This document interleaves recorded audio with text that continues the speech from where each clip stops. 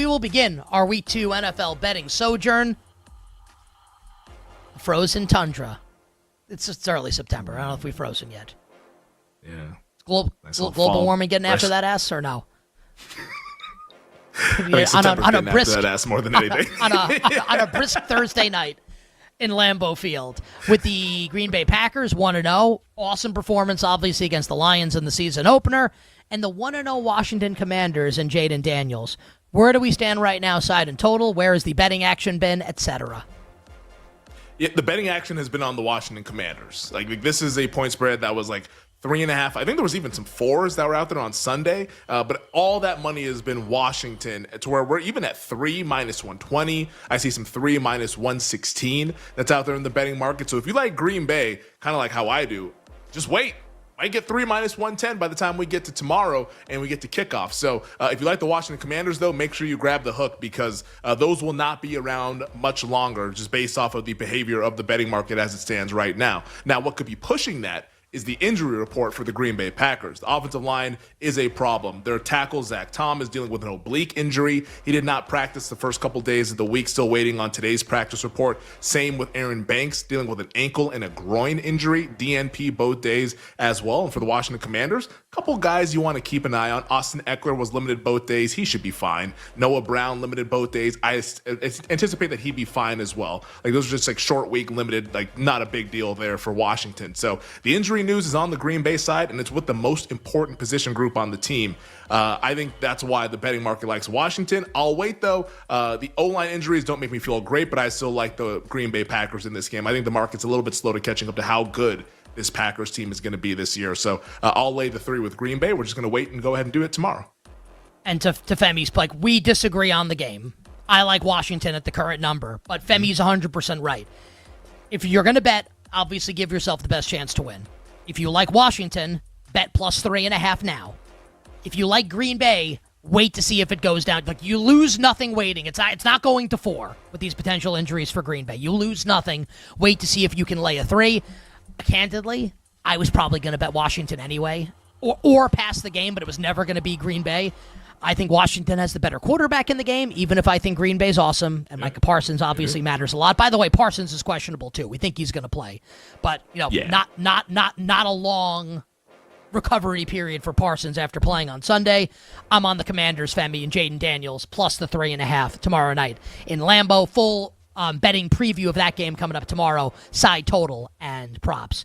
Provided no breaking news like we got on Monday night, which destroyed the Prop King and Femi's Island. But anyway, we move to Sunday, my friend, and we will go to my neck of the woods here, the New Jersey Meadowlands, for the Bills and the Jets. Buffalo off the big comeback against Baltimore. Jets off the last-second loss to the Pittsburgh Steelers. What do we have here? Buffalo and Gang Green.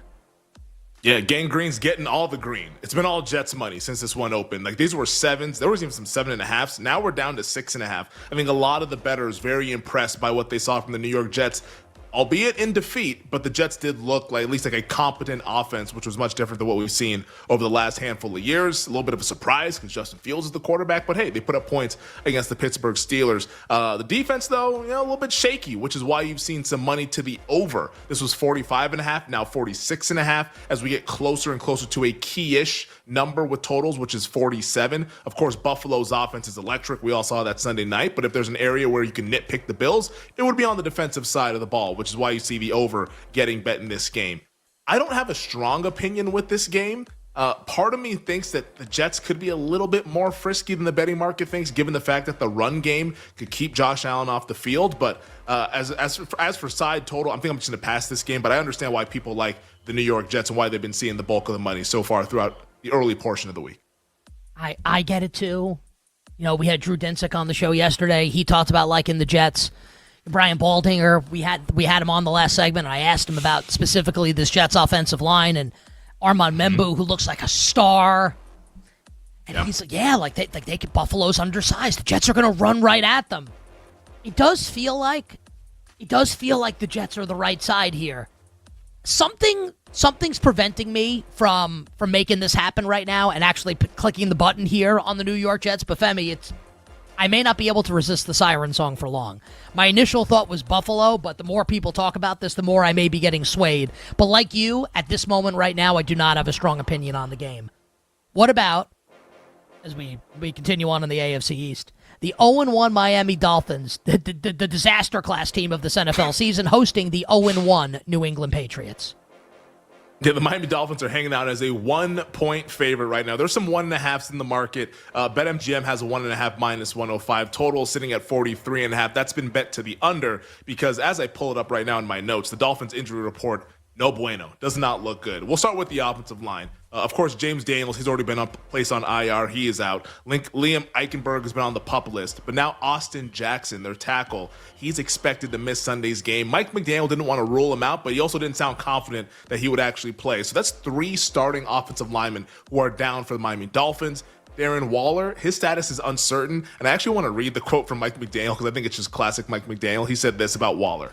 I expect not to know what to expect until later this week. We may get to a point where we realize the risk is too great for the rest of the season and we'll have to do what's best for the team. That doesn't sound like a guy who's going to be playing. So you have a tight end that's hurt. You have an offensive line that's banged up. Secondary that's a little bit banged up with Storm Duck, who's already been ruled out. Miami, though, still hanging steady as a 1-point favorite. But the big item on the New England side is that Christian Gonzalez did not practice today, still hasn't practiced since July 28th. We'll see on that one. Vrabel doesn't sound like too confident about Gonzalez, but Miami with a boatload of injuries, why they're clinging to a 1-point favorite status at home against New England. I said last hour on the show, it's not the easiest button to click on New England with Christian Gonzalez, feels like unlikely to play. But the question that I ask myself, Femi, when I consider betting this game, has one of the teams already quit? Kind of feels that way with the Miami Dolphins. I haven't bet the Patriots yet, but this is New England or nothing for me.